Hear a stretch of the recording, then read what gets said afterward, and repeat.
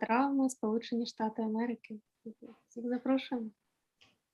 Anya said that today we will discuss important questions. So we are meeting with therapists from United States, and she's glad to see all of us.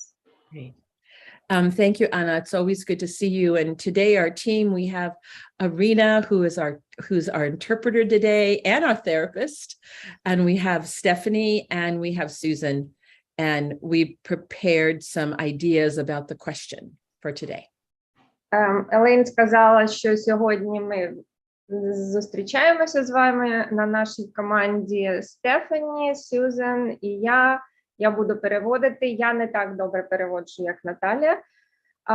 Так що вибачаюсь зарані, але ж я спробую. Дякую. Okay, so does Anna have anything she'd like to say as we get started? Елейн питає, чи Аня хоче щось сказати ще, чи ні? Чи ми можемо Я думаю, ми можемо починати, адже сьогодні у нас дуже важливе запитання. До речі, я вже проговорювала сьогодні і про те, наскільки важлива ця тема, яка є, і вона важлива не тільки про дітей, а й про дорослих, бо багато хто з нас відчуває саме те, про що сьогодні буде йтись в нашому запитанні. Anya said that we can start with question because the question is very important, and it's important not only for children but also for adults, and she hoped that we will get some ideas which would be helpful for everybody. Well, and sometimes it's quite helpful as we get started to do one of our skills that we have learned over the last 6 months. And what I would like to invite people to do is maybe we'll just go through a grounding exercise, Irina. So just invite people to find a comfortable position and just to be aware how their body is making contact. You could actually just take them through a grounding exercise, Irina. You know how to do that. So I don't have to translate. So you want to just take us through like a very brief grounding exercise? Can I do like a tree?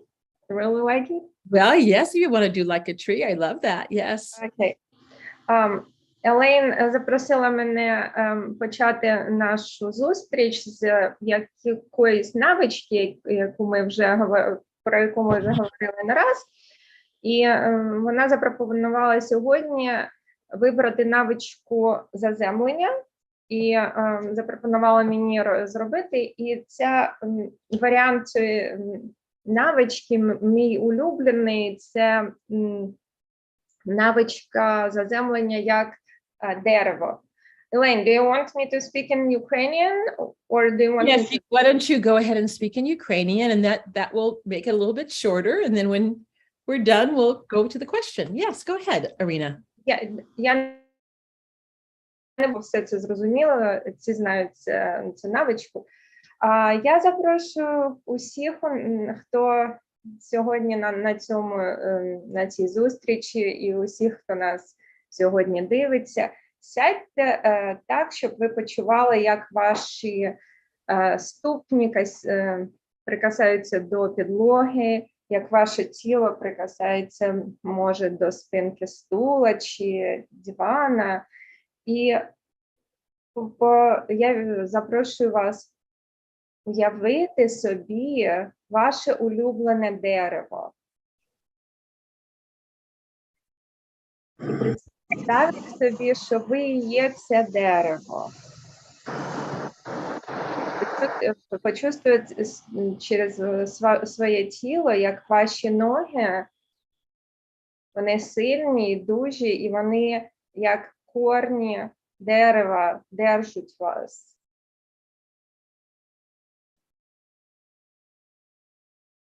Також ваше тіло – це наче як ствіл дерева, а ваші руки – це може гілки дерева. І якщо ви хочете, ви можете порухати своїми руками, як гілками, щоб почути це приємне такий стан. I invited you to imagine that your hands like branches of the tree and you can move. And just pay attention to pleasant sensations in your body. І я вас запрошую почути, прислухатися до любих приємних або нейтральних відчуттів у своєму тілі, коли ви робите цю руханку. І зараз ще на одну хвилинку, одну секундочку почуйте любі приємні або нейтральні зміни в вашому тілі. I invited people to pay attention to any pleasant or neutral changes in the body and just stay one more second with this state.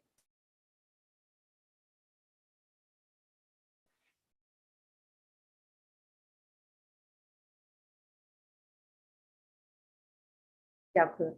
Thank you.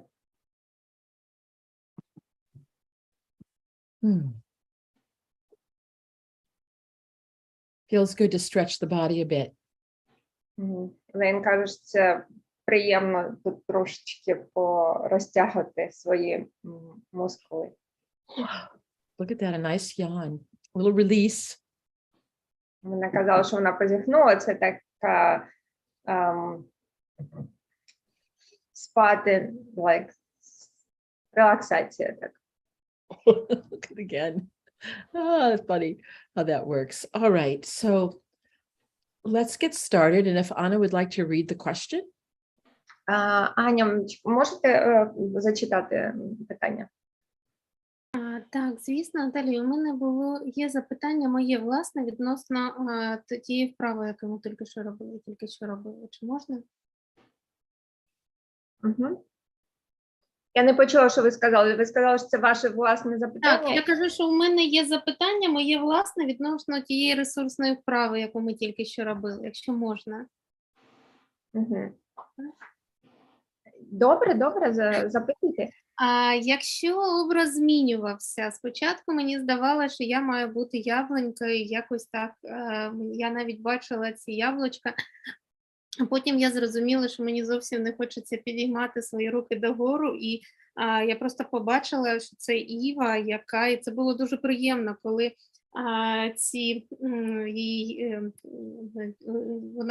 вона касалась водички, і вона була прохолодна, це було дуже приємно.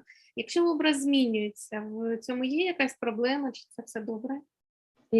Ніякої проблеми. Головне, чи вам приємно, чи ні. Я зараз переведу. Elaine, Anya asked a question about our practice right now. She said that her image of the tree changed from apple tree to willow tree, and she felt very relaxed, and she didn't want her hands up, and she felt the willow in the water, and she felt really good, and she asked, is there any problems? And I said, no problems. No. And that's the whole idea about people can choose whatever tree they want to be. You know, I was a tree that was swaying in the wind, so I wanted my arms to be, but the beauty about the invitation, about the creation of whatever the tree is every single person gets to create the tree that has meaning for them, just like how her tree transformed into the willow. That's beautiful. That's exactly right. That's what we hope happens. Yes. Елейн сказала, що це іменно те, що повинно происходити, що кожен вибирає для себе, що ми всі дуже різні. Якщо у вас змінився цей імідж, то це дуже добре, бо ви знайшли майже своє.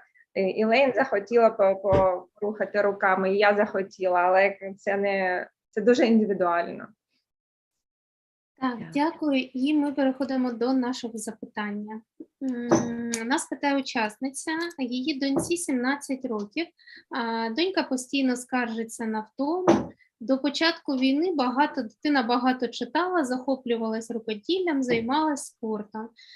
Зараз вони переїхали в інші регіони, дитину не впізнати. Вона дійсно виглядає втомленою і не має сил на якісь активності. Як можна допомогти донечці набратись ресурсу? Anya read the question exactly what we have. Okay, great. So we'll go ahead and get started. And so first of all, we'd like to say we thank the mom for sharing this very important question, because we imagine that there are many, many parents, caregivers of children, and especially teenagers that may be experiencing something very similarly. Ми дякуємо за те, що мама задала таке питання, бо це питання дуже важливе, тому що багато людей, і дорослих, і дітей мають такі симптоми. I think the other thing I can say as a mother who raised two teenagers is seeing our children suffer is very difficult. And I know that I always felt like, oh, I wish I could just take the suffering away and carry the suffering for them, because it was hard to see them suffer and not know how to help them. Елен сказала, що вона виростила двох дітей, і як мати вже бивших підлітків, вона розуміє, як важко дивитися на те, коли твоя дитина страждає, і ти хочеш це страждання забрати на себе, щоб допомогти своїй дитині. Вона дуже розуміє це. And I think for any of us as parents, it takes a lot of courage to ask even a question when we're worried. So I just want to really just again reinforce that we so appreciate her asking the question, Irina. I can't say that enough. Елен сказала, що вона дуже вдячна за сміливість цієї мами, яка задала це питання, бо це дуже це сміливо так запитати і усвідомлювати, що происходить, і шукати допомоги. So our team has come up with a number of ideas that we would like to share. And, when we share the ideas, some of them may be helpful, maybe others are not, but we offer them as ideas that may be helpful for her daughter and for herself. У нас є невелика кількість таких ідей, які ми хочемо з вами вам розказати, але ці ідеї для когось будуть працювати, а для когось не будуть працювати. Це треба мати на увазі. Yeah. And so the first and foremost, and we've said this all throughout, is for the mom to be in her resilient zone as much as possible. And so if she can do whatever she can do, that is helping her now. Because if she's in her high zone or low zone, it's hard to be as helpful of thinking about things that may help her daughter. По-перше, Елейн каже, що дуже важливо для мами бути в своїй зоні стійкості, тому що якщо вона вилітає в зону збудженості або в зону пригніченості, то їй дуже важко допомагати своїй дитині, допомагати собі, звісно, своїй дитині. And so, we have, Irina, you may want to just even share. I mean, we know that many people are being displaced right now. So the numbers are going up. I don't know if you want to share what your parents shared with you.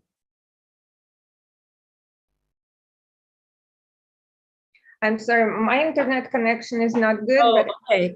I just wanted to say that we know that many people have been displaced and more people are being displaced. Even you shared with us this morning about your parents and what's happening in the city they're living in. You want to just share something about that? Yes.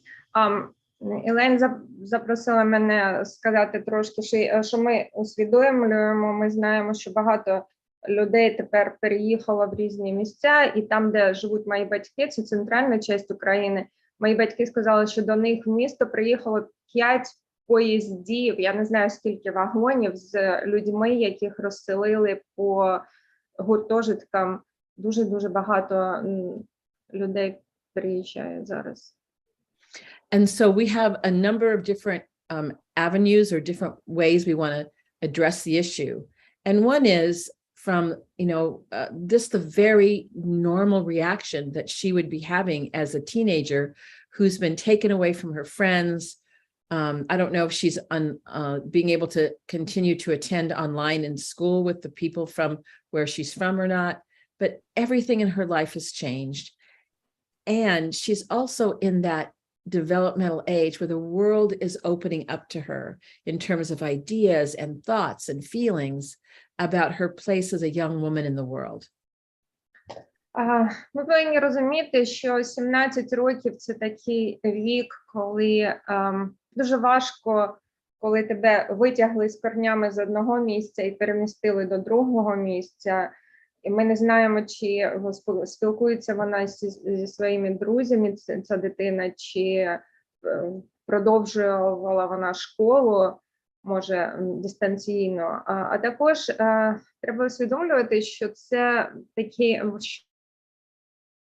що на порозі відкриття миру, і вона усвідомлює, що проходить з нею, з миром навколо.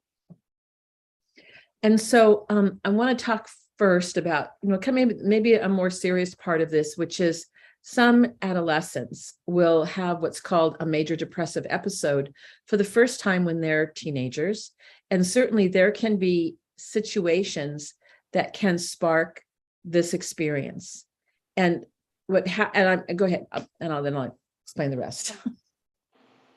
Ми знаємо, і ми хочемо поговорити про такі дуже серйозні речі. Ми знаємо, що якраз в підлітковому році буває перший епізод депресії. Це може бути також депресія, яка причина якої щось происходить в житті у людини, і це дуже серйозно.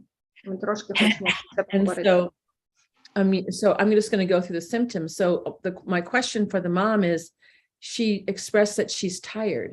Now, having insomnia is one of the symptoms of depression, but it's also a very common symptom of war, hearing sirens, getting disrupted sleep. I mean, so it could be something that could just be what's happening right now, but it also could be connected to having something more serious. І в нас є питання до мами. Вона сказала, що дитина втомлена і не дуже добре спить. Нарушення сна – це може бути признак депресії, але ж також ми знаємо, що з тим, що проходить в Україні зараз, бомби і сирени – це також може бути нарушення сна із-за цього.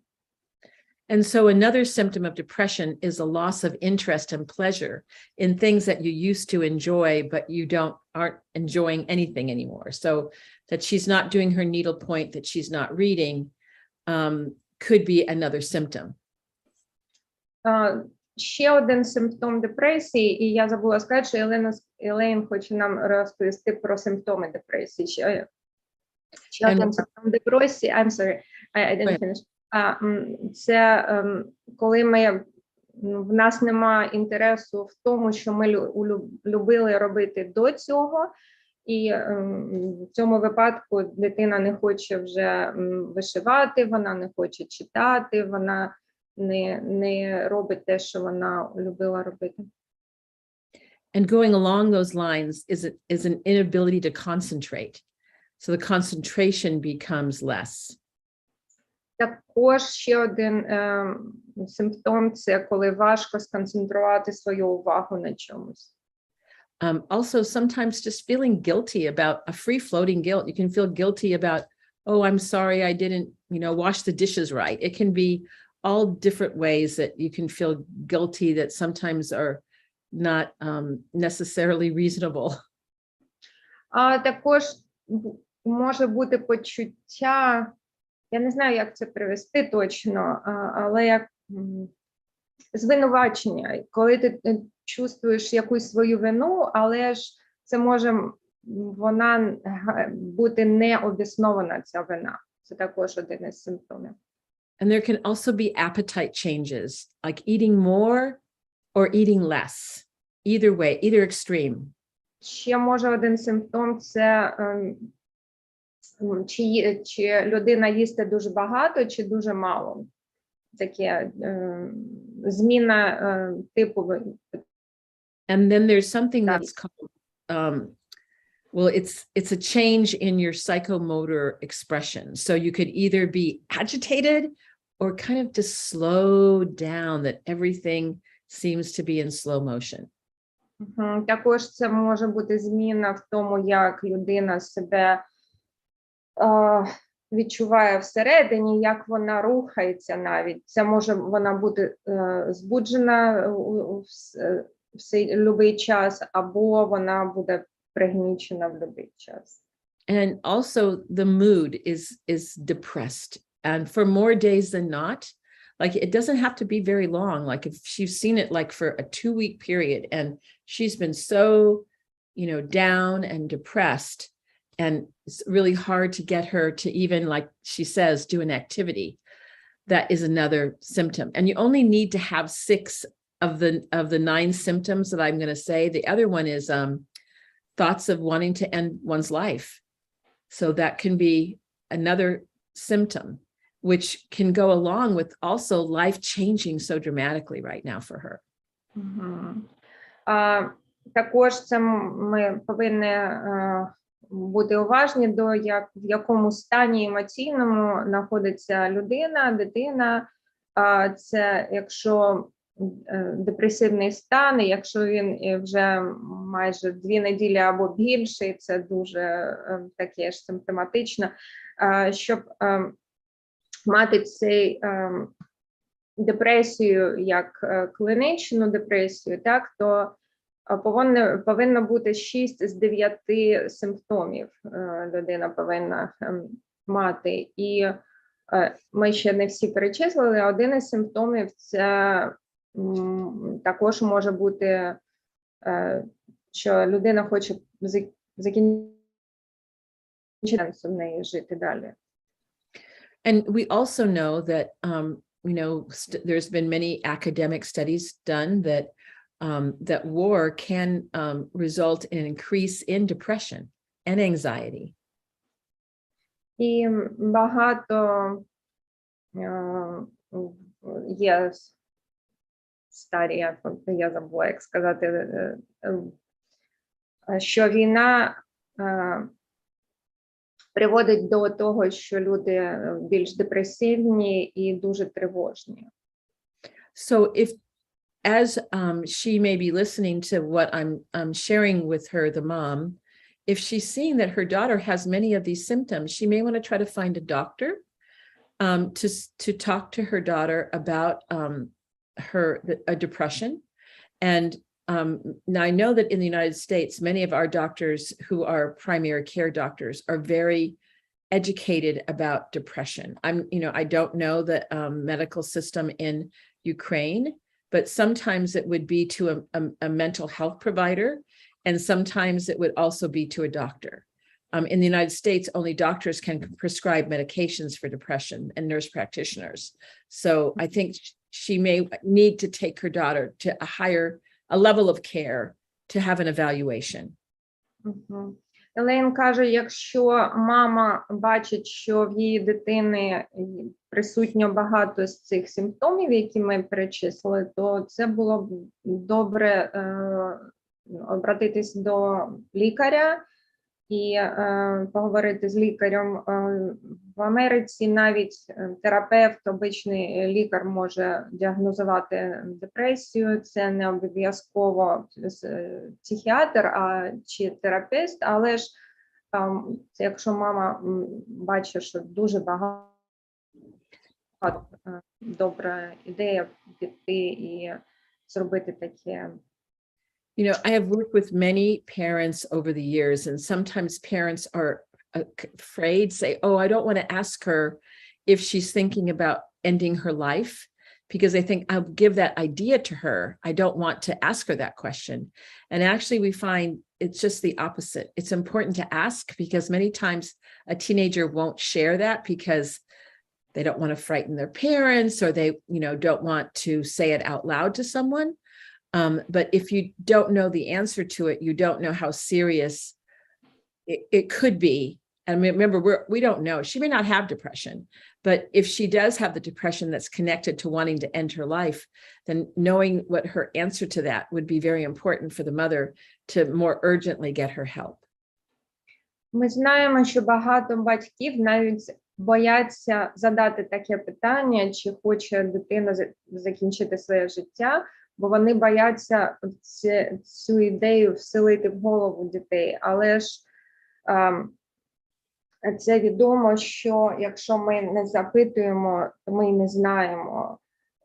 То порада була, якщо мати бачить, що дуже багато симптомів, то це треба запитати це таке питання. І коли ми знаємо відповідь, то ми будемо більш серйозно до цього відноситися, і ми допоможемо набагато більше. Може, в цієї дитини немає ніякої депресії, це ми кажемо, якщо в такому випадку, екстремальному випадку. Okay. So that's the more serious route, but now we want to talk about, this could very well also be what her daughter is experiencing, which would be just the most normal reaction to an extraordinary set of events: war, moving to another place, moving away from friends, having her life turned upside down. Uh-oh. I heard only the first part because I was disconnected, but I will translate the first part. Okay. Елейн сказала, що ми говорили про дуже серйозні речі, а зараз ми трошки переключимося, і вона сказала, що такі реакції, які описані в цьому запитанні, це можуть бути відповідь на ті екстраординарні ситуації, яка зробилася зараз в Україні, і Елейн почала з того, Elaine, and then I didn't hear it. I heard only you said about friends, if she is connected to her friends, and then I didn't hear. Yeah, and then just that her whole life has been turned upside down. She's in a new city. She could be in a new school. I don't know if she's able to stay in the same school online, but so many things in her life have changed. І ми повинні розуміти, що стільки багато змін происходить з цією дитиною, і чи вона зв'язана зі своїми друзями, чи вона в школі, вона, мабуть, як ми бачимо, у новому місті. Дуже багато змін. So we have some additional ideas, and Susan, I'm going to turn this over to you, knowing that, you're pretty recent with teenagers, and to talk a little bit about some of the ideas that we came up with. So go ahead, Susan, and you're still muted. Запросила Сюзан поговорити про підлітків і сказала, що вона також мама, не так давно була підлітка. Yes, and thank you, Elaine, because I think that piece, as overwhelming as sometimes it can be, is so vital to consider these medical implications of some of this tiredness and exhaustion. Сюзан сказала, дякую, Елейн, що вона говорила про серйозні речі, бо це дуже важливо знати про це. And if that has been checked out, as we know that we've been working on with talking about this model of resiliency, is that from this question, I get the sense, looking through this lens, that her daughter is in what we call the low zone. Ага. І Сюзан каже, що якщо ми дивимося на це питання, на цю ситуацію з призми нашого моделі стійкості спільнот, то ми можна побачити, що ця дитина в своїй зоні пригніченості зараз. And one of the things that I know about teenagers is that they are soaking up information about the world, about how things work, about, I think even neuroscience of the brain can be incredibly fascinating for teenagers to understand the why behind certain experiences.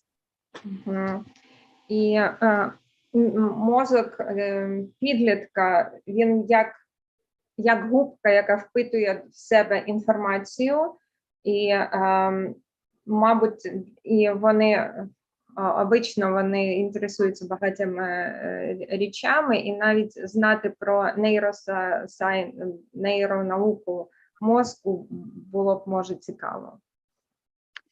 And so if the mom has been listening to these, can understand about kind of the resilient zone, even being able to talk with her daughter about going into more of a tired, closed off space is really the body's beautiful, we call it the exquisite design of the nervous system for when we sense a threat to our survival.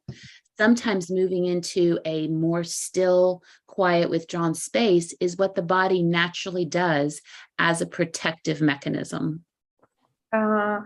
Якщо мама знайома з цією моделлю стійкості спільнот, то і вона бачить, що дитина в цьому пригніченому стані, то Сюзан сказала, що це дуже нормальна реакція нашого тіла на усе, що відбувається, і ми навіть кажемо, що це таке елегантний дизайн нашого тіла, щоб уходити в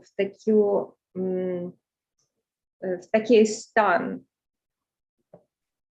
So sometimes hearing that how your body is responding to this situation is a common response to high levels of threat and distress can help someone in that normalizing process, can actually be helpful in creating maybe a desire to say, could I feel something different? Not because I'm broken, but because my body's doing what it's supposed to be doing in this situation. І відчувати, як тіло уходить в цей стан, який нормальний в такій ситуації, буде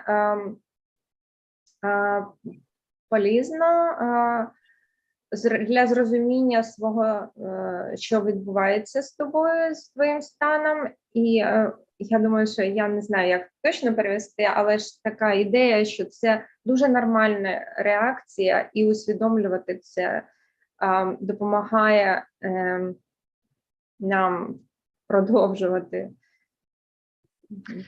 So even if when we talk about helping someone get back into their resilient zone, into that resourced space from kind of a low zone, it's a very slow and gentle, we kind of call it melting like an ice cube. And a lot of it does involve helping the body to do a little bit of movement. So I would be curious to see if this mom is at all able to, even in her daughter's tiredness, are there spaces in which they can move? Are there places outside of their home that they can go? Can she take her on a shopping trip with her? Would she walk to the store? Are there places where, and I don't know the safety, I'll let you translate that much. І Сюзан каже, що коли ми хочемо допомогти комусь піднятися до нашої зони стійкості, це як кусочок льда, який ми хочемо розтопити. І одна із речей, яка може бути допомагати, це руханка, чи може ця мати піти з дитиною кудись разом, чи може щось купувати, але ми знаємо, що це повинно бути безпечне місце, чи пройтись, чи піти в парк, бо двигати своїм тілом – це дуже одна із важливих таких речей, яка допомагає нам піднятися в нашу зону стійкості. And there are also different help now skills that can help their body begin to kind of generate sensations when there's kind of that tired sort of almost moving a little bit outside of the body can sometimes happen in these states. So I am just curious. I know she says she doesn't like to do needlepoint anymore, but just wondering if there are ways to help her become involved, even if it's like just noticing the sensations of washing dishes or what it feels like to have a favorite sweater on, what it's even like if she is lying in bed because she's tired. Can she sense the way her body is in the bed? Can she sense what it feels like to have the covers on top of her? So again, working to help her sensory system kind of come back online in ways that are more pleasant or neutral. Mm-hmm. Також, якщо ви знайомі з Аня, як називається ця допомогти зараз? Ці 8 чи 9? Миттєва допомога. Миттєва допомога. Якщо ви знайомі з миттєвою допомогою, навичками, то це також може допомогти, тому що ви можете запитати у своєї дитини, чи як відчуває вона, коли миє посуду, як вона відчуває, якщо вдягає якийсь світер, чи якийсь, як воно на тілі. Навіть якщо вона лежить і нічого не хоче робити, запитати, як вона відчуває своє тіло на постілі, або коли ми її вкриваємо. Це обратитися до наших сенсів. Аня, чи правильно я перевожу? Сенсів. Сенсорних відчуттів, сенсорів. Наших сенсорних відчуттів. І що ми бачимо, що ми чуємо, що ми відчуваємо, що ми нюхаємо, що ми почуваємо який вкус, то це такі, ми допомагаємо цій дитині трошечки піднятися до зони стійкості. And if the mom can find anything that creates a small glimmer of interest, whether it's a certain type of food or a certain sense of, maybe if they are out at the store, finding items that they might want to use to make anything that creates a small sense of glimmer, really being able to try to help grow that little piece, especially if it's something that they can do together, because the nervous system in that space, being with someone who sees you, cares for you, is with you in this, has such a restoring element for the nervous system. And this, of course, if the mom is allowed to even get into that connection, which sometimes I know can be hard with teenagers. So that would be a huge question I would have for this mom. Does the daughter let her in to her inside experiences? І таке запитання і порада мамі, якщо мама може знайти хоч якийсь маленький вогник, який допомагає цій дитині, що його допомагає проснутися інтересі цієї дитині. І Сюзан сказала, що ми знаємо, що так буває іноді, що ми не можемо ніяк достучатися до дитини, але якщо мама хоч трошечки побачить, що щось воно загорілося, і дитина хоч трошечки щось робить, а взагалі, якщо вона робить разом з мамою, то це дуже-дуже важливо, бо ми знаємо, як ми регулюємо одне одного, і якщо ми робимо це разом, це дуже допомагає. And if there is that type of kind of relationship and connection, and again, sometimes this happens with 17-year-olds, sometimes it doesn't, it can vary. We were discussing as a team that one of the other things that can lift us up out of a low zone, which again makes so much sense in this situation, can be acts of service and care and reaching out into the community. There's something that having a meaning and purpose does to also elevate us out of our low zone. So one of the thoughts was, even if the mom is not trying to tell the daughter to go do this, but if there's a way to help in the community, specifically possibly with younger children. I know my kids loved working with kids in organizations when they were that age. I don't know about this girl. But even if she could just come and even just watch mom at the beginning, it's not say, go do this, but it's beginning to see what can we get to get that spark back in her. And we do know that purpose and meaning is a very powerful way to get us energized again.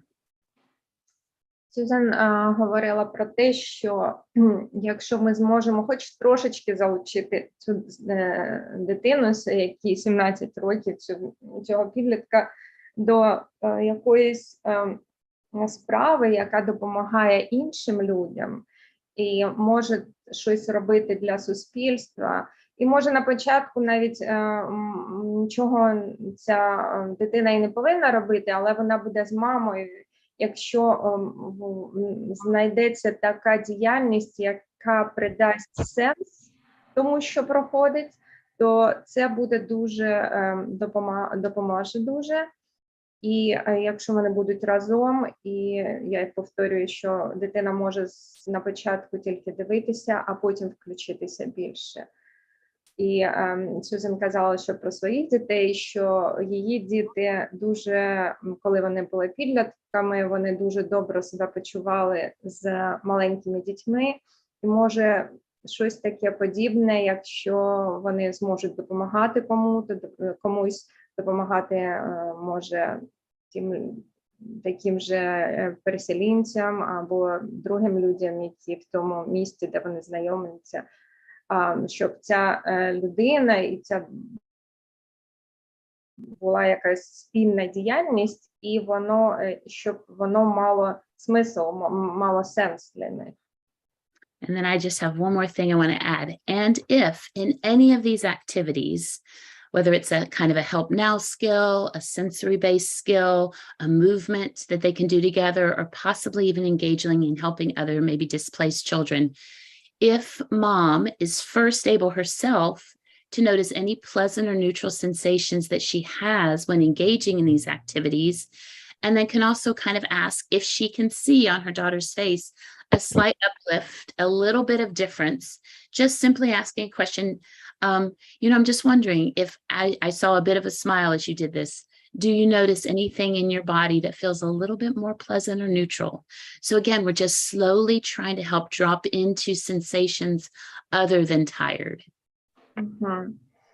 І Сюзан призиває маму, може трошки використовувати ці навички миттєвої допомоги і задавати, може, такі запитання своїй донечки, чи почуваєш ти маленьку зміну, і якщо мама побачила, наприклад, посмішку на лиці у дитини, то запитати про цю посмішку, або поділитися своїм відчуттям, що коли вона робить щось, чи рухається, чи відчуває сенсом, то поділитися своїм досвідом, і це може допоможе трошечки здвинути цю дитину також.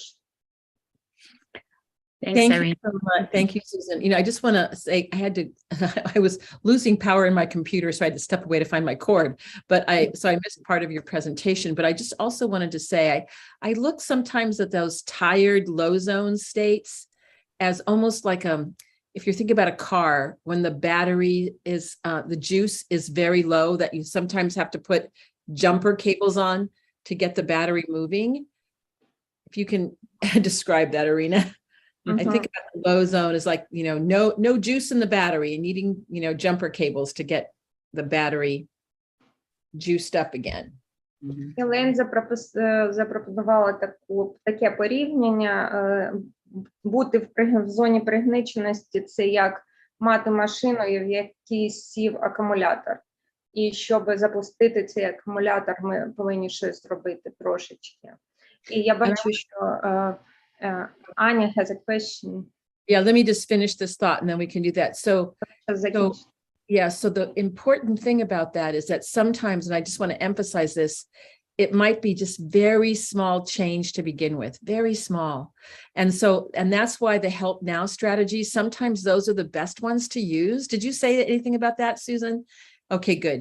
Because those are the ones that I sometimes go, well, let's just look at the colors in the room. And that all of a sudden, look at, there's a little spark. All of a sudden there's a little teeny change. So just remember that small change leads to bigger change. And sometimes you have to move very slowly to help them come out of those low zone states. І Елейн запрошує дивитися вона каже, що дуже маленькі зміни ведуть до великих змін. І якщо ми звертаємо увагу на ці дуже-дуже маленькі зміни, це нам допоможе у майбутньому побачити щось трошечки більше. Запитати, чи бачиш ти ці кольори у цьому приміщенні чи на вулиці. And also with teenagers, right? Her daughter may not want to say one word to her. Don't talk to me, Mom. Leave me alone. Why are you asking me questions, right? She may react that way. Where did Irina go? She's still, there you go. All of a sudden my screen changed. Anyway, I'm sorry, I didn't hear you because I disconnected. So her daughter may not want to talk with her. she might say, Mom, leave me alone. I don't want to talk to you. You know, sometimes teenagers can be like that. So one of the things is I always say there's a back door into helping your child feel better. And that's why when Susan talked about, oh, let's go down to the community center. There's some children that just came in from one of the other cities. I think they need help with playing games with the kids. That can be the backdoor way of helping to get her mood up. And remember that in the brain, we have generosity circuits. So this is neuroscientifically important, right? So when she is being generous to someone, that's one way that you are watering the well-being in your daughter. Мгм. And then Yeah. once you say that, then go to Anna, right? Okay. Аня, я зараз переведу, попробую, а потім ми підемо до вашого запитання. Елейн казала, що коли ми не можемо відкрити передню парадну двері, ми можемо зайти з задньої двері, і ми можемо попросити, запитати цю дитину і сказати, наприклад, щось, що приїхали нові люди, і їм потребує допомоги, і може ми підемо з тобою і допоможемо, може ми пограємо з дітьми або щось зробимо для других людей. І Елейн казала, що у нас є такий, я не знаю, як його точно перевести, але в нас така є майже врожденна способність допомагати, і така потреба допомагати іншим людям, бути добрим людям. І це можна таким образом якось достучатися до дитини, як Олена сказала, з заднього двору і запросити з цього боку, щоб залучити її щось робити. Бо на початку Елейн сказала, що ми розуміємо, що іноді дуже-дуже важко достучатися до підлітків. А зараз, Анечко, ваше запитання. Thank you, Irina. So, Anna, yes. Дякую. А моє запитання більше стосується того, що ми говорили про рухову активність, про все, що пов'язано з тілом. І у нас говорять, що для того, щоб людина себе добре відчувала фізично та емоційно, потрібно робити не менш ніж 10 тисяч кроків на день. Чи це правда, чи міф, чи варто до цього, чи можуть це бути спільні якісь прогулянки мами з дитиною, якщо це допоможе також підтримати емоційний стан? Anya has a question about movement and the body, and she said that it's the idea is very common in Ukraine that in order to feel physically and emotionally better, we need to do 10,000 steps. And she's asking, is it true that we need to do such amount of steps? I have read that the 10,000 steps comes from the company that designed the Fit watch, and that you don't necessarily need to do 10,000 steps, although it's not a bad thing to do 10,000 steps at the same time, right? Mm-hmm. There's more, I'll say. Сказала, що вона чула, що ця ідея, що треба зробити 10 тисяч кроків, прийшла від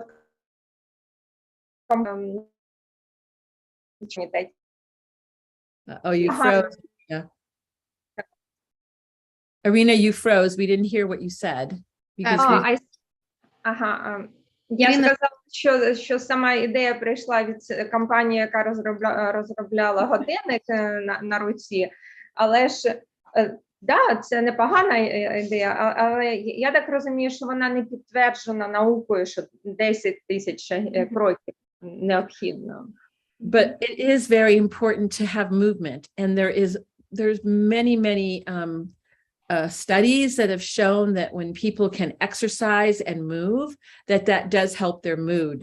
So that would be something that if her daughter can, that would be a wonderful thing. If it could be a walking or dancing, put music in the house and have a dance party. I know she probably doesn't want to have a dance party with her mother, but she may. Mm-hmm. Але ж сама ідея рухатися – це дуже важливо.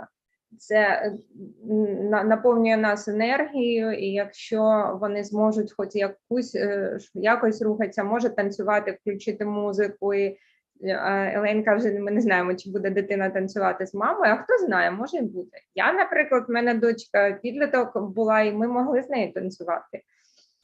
Я її завлікала. Actually, I was just talking to a person in the United States who's opening up this wonderful program for trauma healing. And she was sharing with me that she's actually a psychologist, that she was feeling very down about therapy. And it wasn't helping her that much, the kind of talk therapy she was doing. And she went to a dance class, and she noticed that when she went to the dance class, that she started feeling better. And I'm not saying here not to go to therapy, but I'm just saying that for some people, that's kind of like getting that, again, if we go back to our battery metaphor arena, it's getting juice back into the battery. When we move and when we dance, and also music can be very helpful for us. Uplifting music, or music that gives us joy and pleasure, excitement, can be helpful for us when we're down in the dumps. Елейн каже, що вона недавно розмовляла з людиною, яка основує програму допомоги людям, у яких є травма, і вона зі свого досвіду знає, що не завжди бути в терапії, де тільки говорять про травму, допомагає. А вона пішла на танцювальні класи, і це було дуже здорово. І повторює Елейн цю аналогію з акумулятором, якому машині треба запустити акумулятор, додати трохи соку до машини, бензину, соку. І може якась музика, яка допомагає з нашому настрою, яка вона нас піднімає, це буде добра ідея зробити. And I didn't know, Susan, if you had mentioned this, but because she's such a reader, I'd also want to, encourage her to journal. She may have a lot of expression, and she may be, when you read a lot, sometimes you are surprised that you can become a good writer. And that might be another avenue that can help her as well. І ще така ідея, тому що ця дитина любить читати, то може їй допоможе писати, бо обично люди, що багато читають, вони дуже добре пишуть, і висловлювати свої мислі на бумазі також може допомогти піднятися трошки і почути себе трошки краще. All right, Stephanie, I know you have some things to say. Over to you. Okay, тепер ми запрошуємо Stephanie. Stephanie, could you please say it shortly, and I will try to translate. Yes, I've been enjoying the conversation, and actually it kind of sparked just a few ideas that I'll share, and maybe they'll work. Стефані каже, що вона була захвачена нашою бесідою, і до неї прийшли декілька ідей, які можуть спрацювати, а можуть і не спрацювати, і вона хоче поділитися цими ідеями.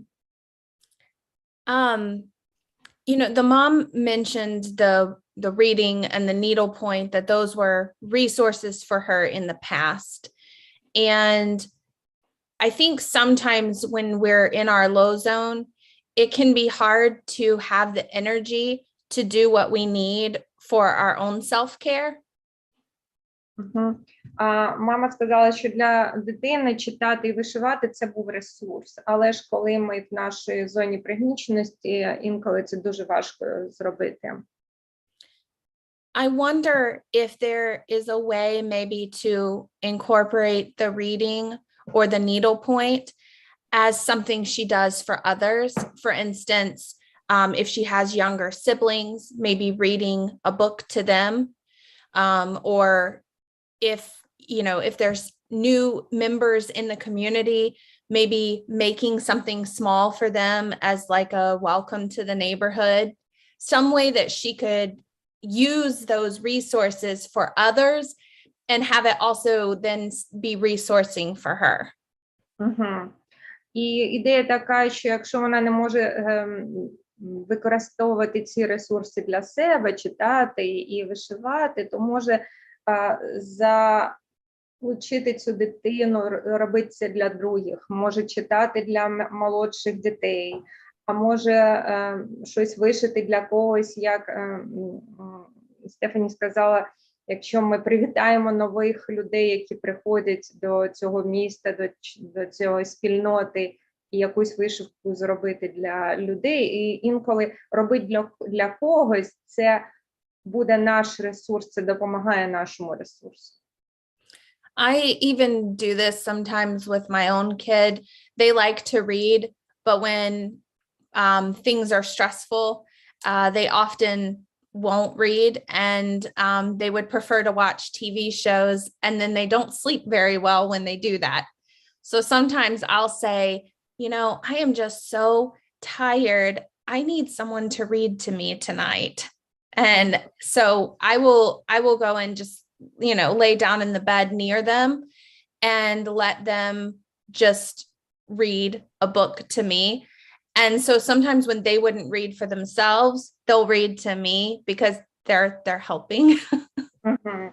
І Стефані сказала, що вона помітила, що інколи, коли діти не хочуть читати, вони дивляться телевізор, то вони після цього дуже погано сплять. І вона інколи вона трошки притворюється і каже їм: ви знаєте, я так втомилася, може ви мені почитаєте, і мені це допоможе. І тоді вона лягає біля дітей, і діти починають їй читати, і це допомагає їм краще себе почувати.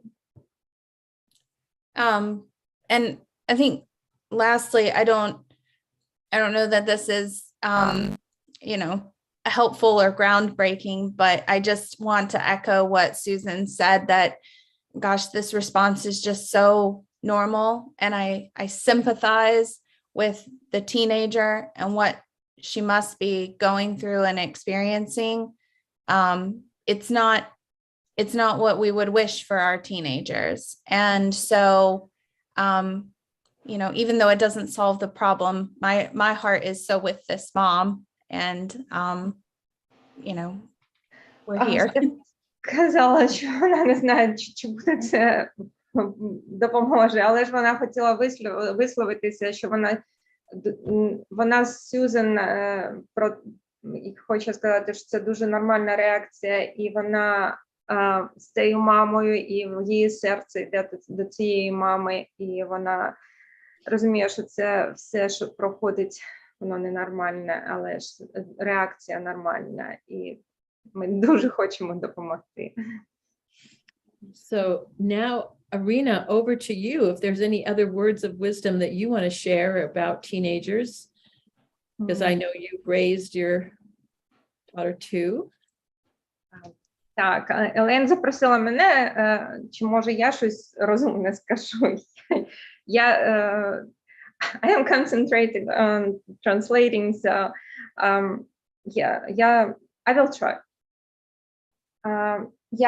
Я згодна, що дуже маленькі зміни можуть прийти до більших змін, і я з мого такого опиту, я знаю, що коли моя донька пригнічена, то я знаю, що я можу їй допомогти, мабуть, у більшість ситуацій. І я питаюся знайтись зі мною, а коли ми йдемо, то я її увагу завжди показую: ой, подивись, які ці гарні квіти, або яка криша у цього будинку, або які вікна. І коли я її до цього як сказати, залучаю побачити все це, в неї покращується настрій, бо це, я думаю, це досвід на двох, також і ми всі ці 5 сенсів долучаються, і під кінець нашої прогулянки дуже часто вона вже приходить додому геть в другому стані. То я таке з мого досвіду.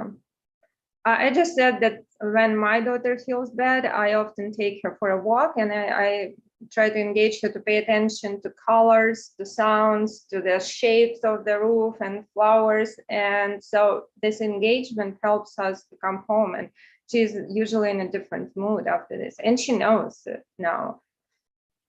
Yes, thank you, Irina. So now, as we're getting close to ending, I'm going to ask Anna. Anna often has, as we know, lots of wisdom. If there's anything she wants to add to the conversation to this mother about teenagers, knowing that she has a teenager herself. So. Анечка, ви, мабуть, почули, що Елейн хоче, щоб ви сказали нам якісь слова мудрості, бо ви завжди маєте щось мудре сказати. Також ви наче маєте дитину, яка підліток. Так, дякую. І я знаєте, про що думала? 18 років – це неймовірний час. І неймовірний виклик бути батьками 17-річної дитини, бо діти в цей вік, вони дуже різні. Хтось залишається ще зовсім дітьми, а комусь здається, що він вже досить дорослий, і він так і виглядає, і певним чином поводить себе. І іноді складно нівелювати ось ці прояви, коли там ти бачиш, що перед тобою зовсім дитина, а через декілька хвилин перед тобою дуже дорослий. І мені здається, що наші поради сьогодні дуже-дуже влучні. Чому? Бо вони допоможуть цій родині відчувати цей настрій, відчувати задоволення від спілкування і не втратити цей час, який плине дуже швидко, і відчувати задоволення від дорослішання своєї дитини, від її 17 років. Anya said that 17 is a wonderful time, wonderful age, and also being a parent of teenagers challenging. So Alesh,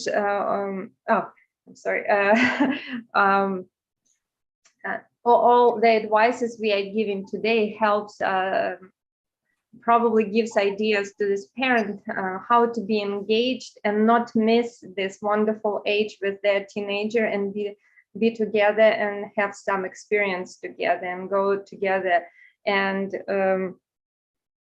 to help this child with improving the mood and have a conversation and have some common activities. Yes. Thank Anna for her comment. And, as she was talking, I thought about one other thing we didn't mention, and that is, sometimes, when you're 17, you have a lot of wisdom, and sometimes you also have so much empathy that if they see that their parents are suffering, they sometimes don't want to share their suffering with their parents because they don't want to make their parents feel worse. So I think that's part of, their growing awareness that they sometimes protect. And that's why, like what you mentioned, Irina, like going for walks with your daughter, opportunities that may help with conversations. And, one of my children would always have great conversations with me in the car, which they wouldn't have it when we were stationary. So that there may be different ideas of how we have those conversations with them. And also with the understanding that sometimes they don't share with us because they want to protect us.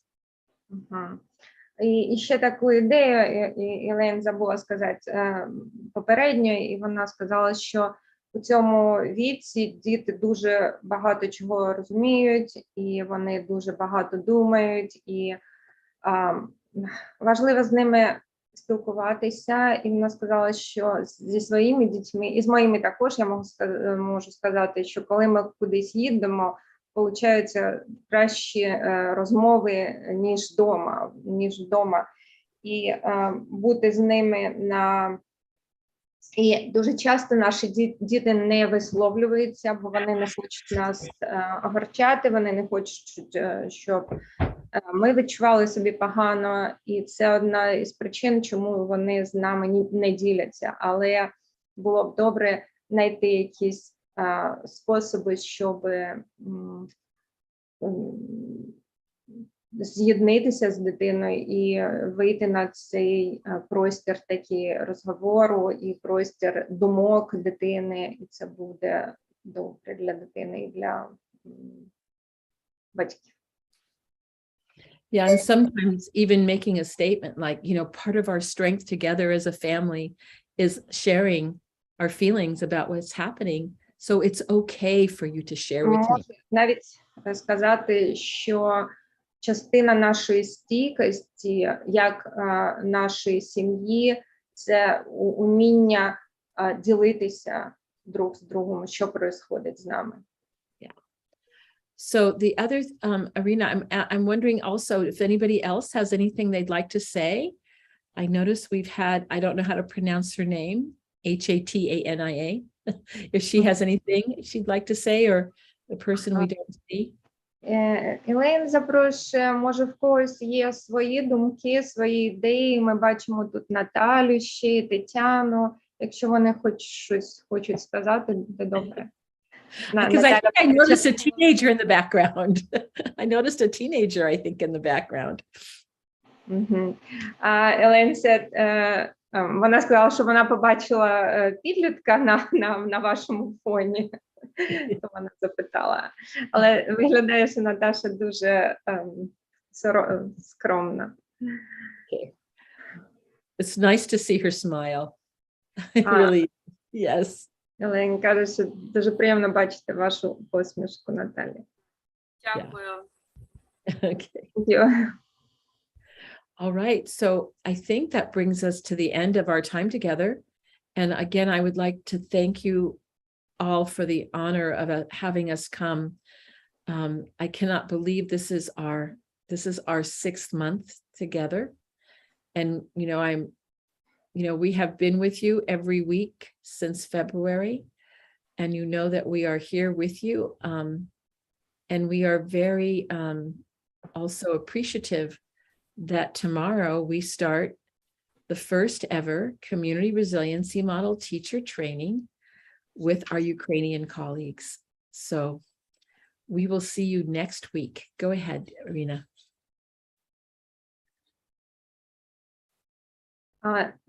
Елейн сказала, що вона дуже вдячна бути з вами, бути разом. І це ми розпочали ці зустрічі ще в лютому, і це майже 6 місяців.